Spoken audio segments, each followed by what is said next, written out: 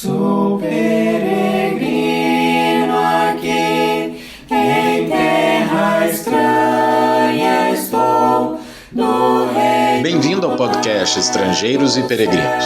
A mensagem de hoje será apresentada por Dennis Allen. O que mudou em 7 semanas?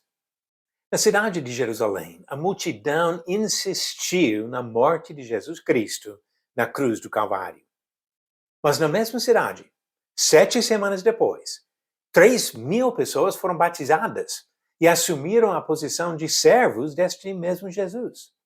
Nos meses seguintes, milhares de outros tomaram a mesma decisão na mesma cidade. Como foi possível um começo tão forte do cristianismo no mesmo local da rejeição do seu fundador? Alguém poderia imaginar que a resposta vem da eloquência de Pedro e os demais apóstolos, mas nenhum comentário nas Escrituras apoia esta conclusão. Sem dúvida, as manifestações milagrosas do Espírito Santo contribuíram ao crescimento inicial, mas estes sinais por si não seriam suficientes para manter tantos discípulos no caminho. Uma chave importante se encontra na pregação de Pedro em Pentecostes, onde ele disse, em Atos 2, versículo 22, "Varões israelitas, atendei estas palavras. Jesus, o Nazareno, varão aprovado por Deus diante de vós com milagres, prodígios e sinais, os quais o próprio Deus realizou por intermédio dele entre vós, como vós mesmos sabeis." Eles sabiam dos milagres feitos por Jesus. Além dos argumentos apresentados por Pedro, as obras realizadas por Jesus durante os anos anteriores serviam como prova das suas afirmações. Mesmo as pessoas de outros países que chegaram a Jerusalém para participar da Páscoa e ficaram até Pentecostes, tiveram 7 semanas neste intervalo para ouvir sobre as obras de Jesus e até investigar a validade dos relatos. Alguns comentários no registro do Evangelho escrito por João salientam o significado desta oportunidade. Situada a 3 ou 4 quilômetros de Jerusalém, foi a aldeia de Betânia. Poucos dias antes da sua morte, Jesus realizou em Betânia um dos seus milagres mais notáveis. Ele ressuscitou Lázaro, 4 dias depois da morte deste amigo do Senhor.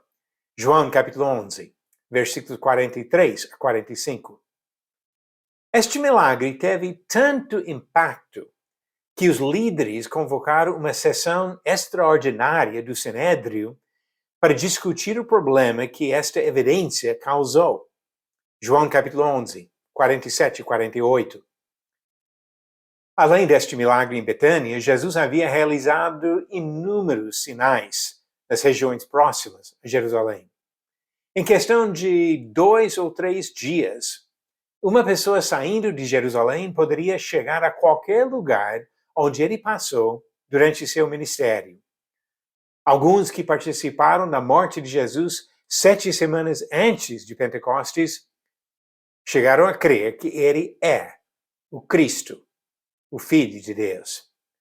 Para eles, como para várias outras pessoas que presenciaram os sinais durante o ministério de Jesus, a evidência foi convincente.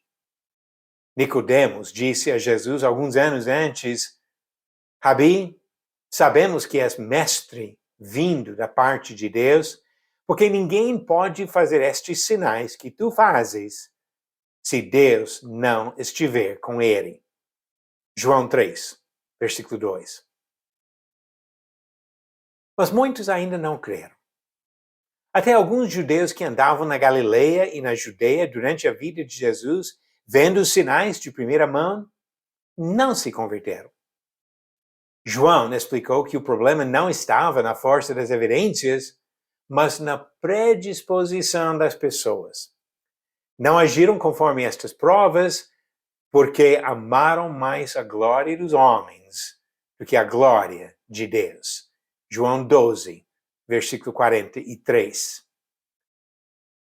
Durante as décadas seguintes, os defensores do Evangelho desafiavam seus ouvintes a investigarem as evidências, falando com as testemunhas ainda vivas. Lucas cita as testemunhas oculares como evidência da veracidade do seu relato do Evangelho.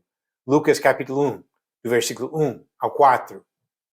20 anos depois da pregação de Pedro em Pentecostes, Paulo defendeu a doutrina fundamental do cristianismo, a ressurreição de Jesus, citando nomes de algumas testemunhas e comentando ainda sobre outras testemunhas, mais de 500 irmãos, dos quais a maioria vive até agora, ele disse.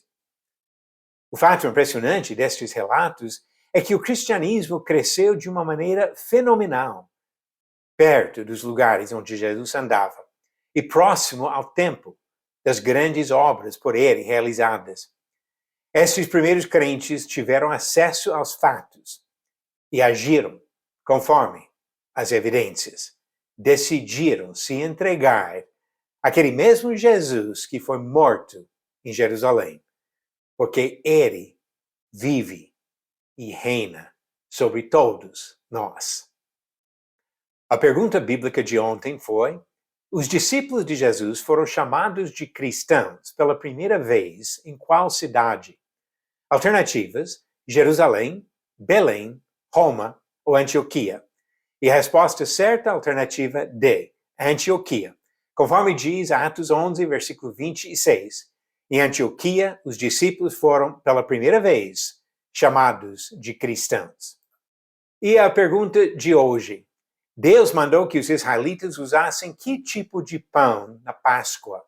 Alternativas: A, pão sem fermento. B, pão de trigo integral. C, pão de linhaça. Ou D, pão frito em óleo de azeite. A resposta amanhã, no final do episódio 453. As evidências levaram milhares de pessoas a se converterem a Cristo em Jerusalém nos meses depois da sua morte. As mesmas evidências, registradas nas Escrituras, servem para nos levar à mesma conclusão. Se você ainda não se converteu a Cristo, precisa examinar as evidências e chegar à conclusão que é necessário se submeter a Jesus, nosso Salvador e Senhor, e aquele que nos conduz à vida eterna. Obrigado por nos acompanhar nessa jornada pelas Escrituras. Volte amanhã para ouvir mais uma mensagem do podcast Estrangeiros e Peregrinos. Seguimos pelo mundo a viajar.